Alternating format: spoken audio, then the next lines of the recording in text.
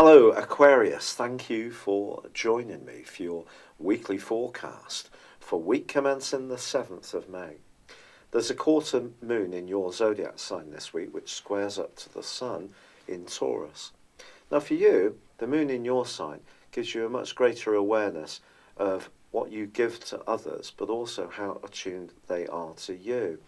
It's possible, therefore, because the Sun is in this part of your horoscope that's to do with nurture, that if there is one relationship that does seem to be one-way traffic, with you being the supportive person, the following week may see you wanting to adjust the dynamic somewhat. And also, there's a very intense combination between your modern ruler Uranus and Mercury, the planet of communication, in a very bubbly, vibrant, zesty part of your scope, the third house. But the two are angling to Mars, which is in a much more psychological area.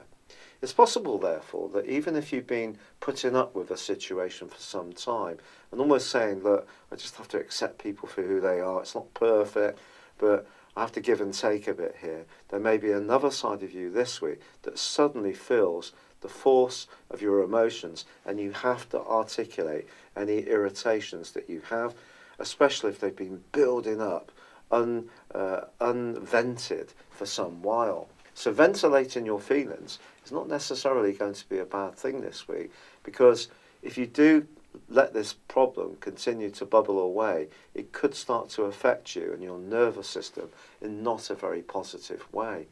However, there is also a very beautiful link, really, between the Sun and Pluto.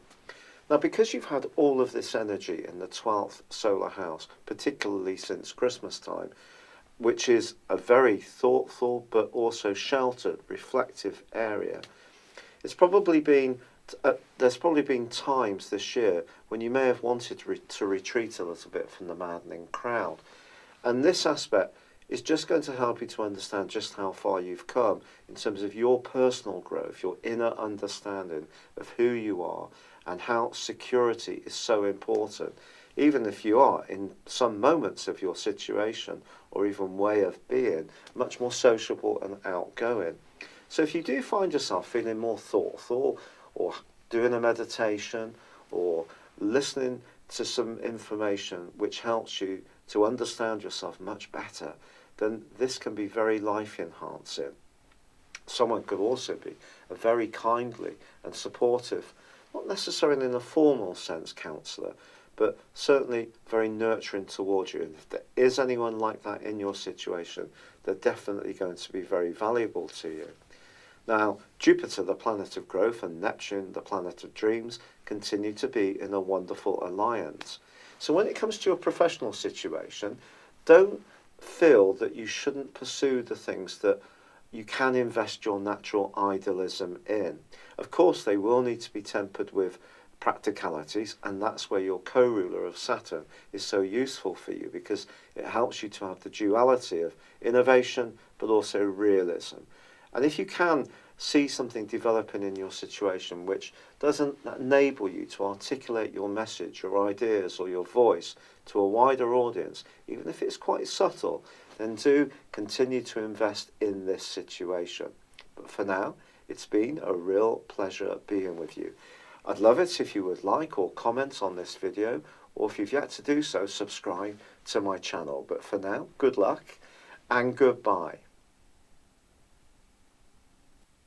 Thank you for joining me. If you'd like to know more, please visit my website at www.patrickarundell.com or download my free app in iOS, Google or Facebook at www.horoscope-ace.com.